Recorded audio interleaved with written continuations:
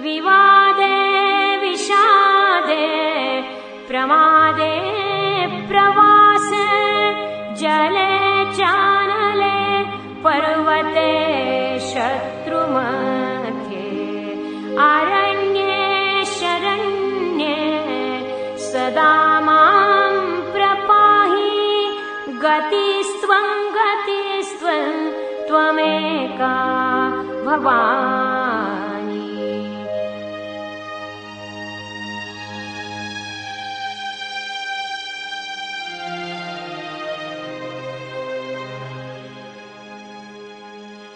अनाथो दरिद्रो जरारोगयुक्तो महाक्षीणदीनः सदा जाड्यवक्त्रः विपत्तौ प्रविष्टः